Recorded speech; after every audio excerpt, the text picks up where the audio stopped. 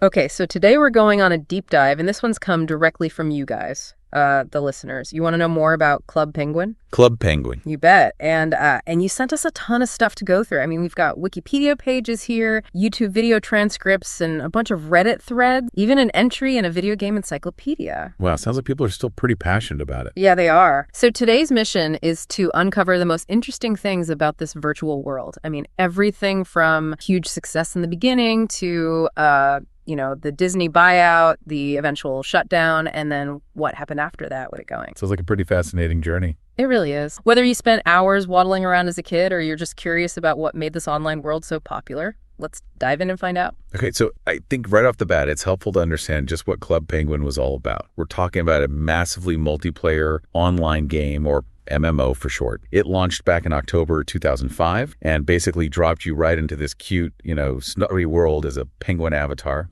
And you could chat with other penguins, play tons of mini games, and trick out your igloo with in-game coins. Pretty simple concept, but it obviously struck a chord with a lot of people. It did, and the growth was amazing. By August 2007, less than 2 years after it started, Club Penguin already had over 700,000 paid subscribers. And get this, 12 million activated users. Wow. That's huge. I know. And the really interesting thing is how they got so big. It was mainly through word of mouth. Kids just loved it and told their friends. That makes sense. I mean, that age group, 6 to 14, especially back then, they were all about sharing cool new things with their friends, especially in the US and Canada where most of the players were. Exactly. And that kind of organic growth, in those early days, it says a lot. I mean, it wasn't like they had these massive ad campaigns. It was all about the players truly enjoying the game. Makes you wonder what it was about the game that made it so contagious. Absolutely. And then came this big turning point. In August 2007, the Walt Disney Company bought Club Penguin. Disney, huh? So they were already thinking about getting into these online virtual worlds for kids. Big time. It was a major part of their strategy. And, the founders of the game, they were working under a company called Rocket Snail Games and had actually already made some similar games like Experimental Penguins and Penguin Chat. Interesting. So they were already kind of laying the groundwork. Totally. It's like they were experimenting and refining their ideas until they hit it big with Club Penguin. And Disney saw that success. I mean, the numbers don't lie. Club Penguin was expected to make about $65 million in revenue that year, 2007, with a profit of $35 million. The purchase itself cost Disney a whopping $350 million, which was split among the founders with 10% going to charities they supported. So that shows you just how much value and potential they saw in Club Penguin. Absolutely. And I think a big part of that value was Club Penguin's commitment to safety and community. I mean, this wasn't just some random website. They actively chose not to have ads aimed at kids. Their priority was creating a secure and imaginative space for their players. And what's really impressive is how dedicated they were to that community. The development team at New Horizons, they reportedly had a policy of reading and replying to every single email. And we're talking about more than 10,000 emails a day at their busiest. Seriously, 10,000. That's incredible. It is. It's pretty rare to see that level of engagement, especially for a platform with so many users. It went beyond just customer service. It made players feel like they were actually part of something special. Right. It built a real sense of connection. You can really see how that connection shaped the game, too. Right. Take the ninjas in the Card Jitsu game, for instance. Some of those YouTube transcripts we have, people are saying those features actually grew out of player rumors and little Easter eggs that the developer snuck in. Oh, wow. So is it like this ongoing conversation between the players and the developers? Exactly. This shared experience that unfolded over years. It's pretty unique when you think about it. Totally. It shows that they were listening to their audience and not just, throwing content at them. They were actually kind of creating the game together with the players. And of course, we can't forget about the parties. Oh, the parties. Those were huge. Practically every month, the island would be totally transformed for a limited time event with a different theme every time. Yeah. They had decorations, sometimes new mini games and special items you could only get during that event. It was like the island was always evolving. It was. They had holiday parties and then tie-ins with Disney movies, too. They had events for Pirates of the Caribbean, Frozen, even Inside Out later on. Makes sense. Now that they were part of Disney. Right. But they also had their own original themes that everyone loved, like the medieval party and the music jam. I mean, these events were a big deal. They kept players coming back for more. I bet. One YouTube comment I saw mentioned how During the first pirate party, you could actually go inside Rockhopper's ship's hold for the first. Oh, yeah, that was cool. And they also had the Snow Sculpture Showcase, where players could submit drawings and they would turn them into ice sculptures in the game. So creative. Yeah, definitely. And these events weren't just about changing the look of things. The game world itself was constantly expanding. They added new areas like the forest and the cove about 2 years in, so they were really committed to making the world bigger and richer. And sometimes those events actually changed the game world permanently. Like there was that big storm in 2008 that messed up the dojo, and then the whole community came together to dig out the dojo, which led to the introduction of the ninjas. Wow, that's awesome. So the story was kind of unfolding organically within the game. It was, and it didn't stop there. Club Penguin actually went beyond the digital world. They had all kinds of merchandise, like they had their own publishing arm called Snowball Press, and they even worked with big publishers like Grosset and Dunlap. Really? So they had books and stuff? Yeah, they had everything. They had guidebooks like the Ultimate Official Guide to Club Penguin Volume 1, and they even had these cool choose-your-own-adventure stories set in the Club Penguin world, like Stowaway, Adventures at Sea, and Stuck on Puffles. Wow. So even when you weren't playing the game, you could still be immersed in that world. Exactly. And they even had a collectible card game, which is pretty clever for a virtual world aimed at kids. I mean, it was another way to keep them engaged, even when they weren't online. And they didn't stop there. They even made console games. They released games for the Nintendo DS, like Club Penguin, Elite Penguin Force. Yeah. And for the Wii, they had Club Penguin Game Day, which was pretty cool because it let up to 4 players play together. And they even had this territory conquest feature where you had to like take over different areas of the island. Right, and for a while you could even transfer coins and items between your console game and your online account. But sadly they had to discontinue that in 2014 when Nintendo stopped supporting the Wi-Fi connection for those older consoles. That's a bummer. But hey, at least they tried. It shows how dedicated they were to making the Club Penguin experience as expansive as possible. Totally. And let's not forget the television specials. They even had those, that's how, they made it big. The Club Penguin brand was everywhere during its peak. It really was. But as with all good things, that peak didn't last forever. Sadly not. In 2017, Disney decided to shut down the original Club Penguin. Oh, no.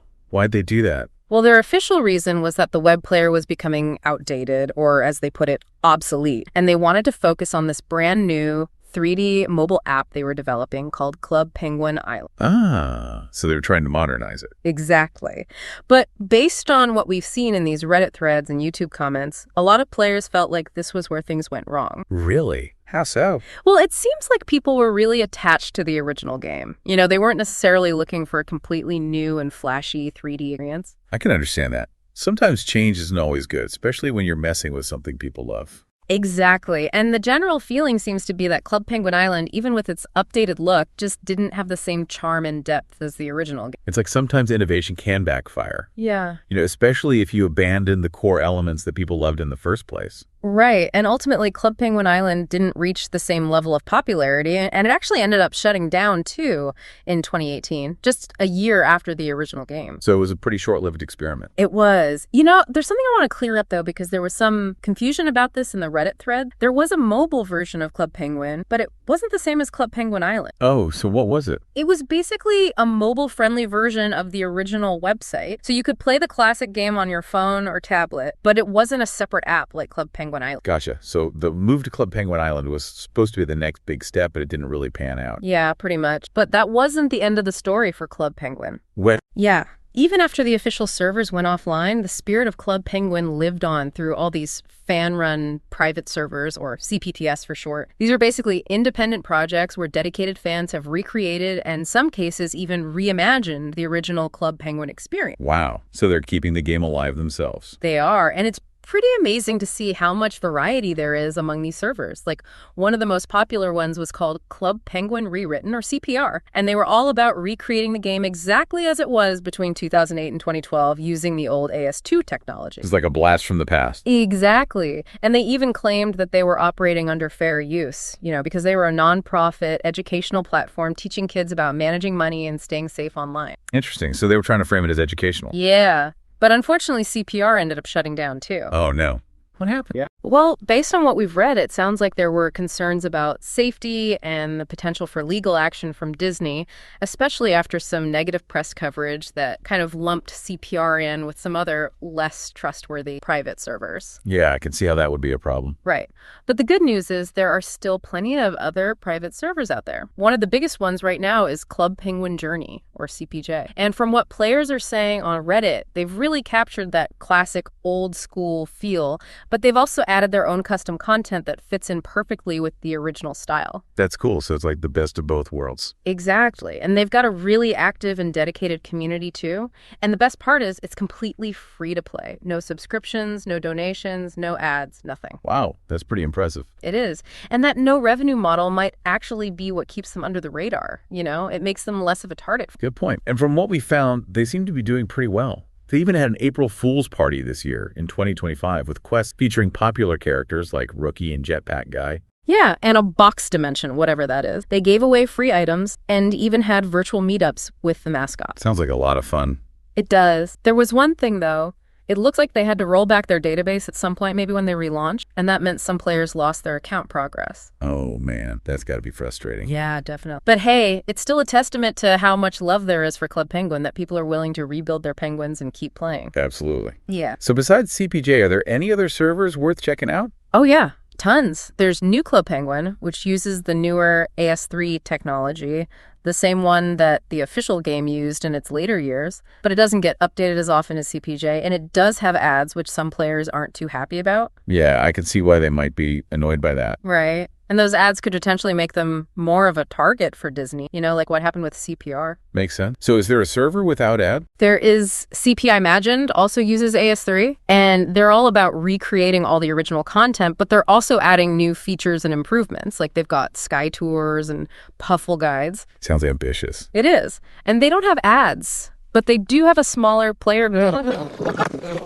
They do have an active Discord community, though, so if you're looking for a less crowded experience, that might be a good option. Cool. And what about this Club Penguin Legacy thing I saw mentioned? Oh, yeah, that one's interesting. It's another independent remake, and it's completely free to play, too. Yeah. And they're very upfront about being totally unaffiliated with Disney. Huh, that's bold. It is. Their main focus seems to be on providing a safe online space for kids and encouraging them to just have fun and make friends, you know, kind of like the original spirit of Club Penguin. That's awesome. Yeah. So all these servers are out there keeping the game alive in their own way. They are. Yeah. And there's this whole community of players on Reddit, too, like on the Our Club Penguin subreddit. They're constantly discussing the different servers, sharing news, troubleshooting problems, and just connecting with each other. It's pretty heartwarming.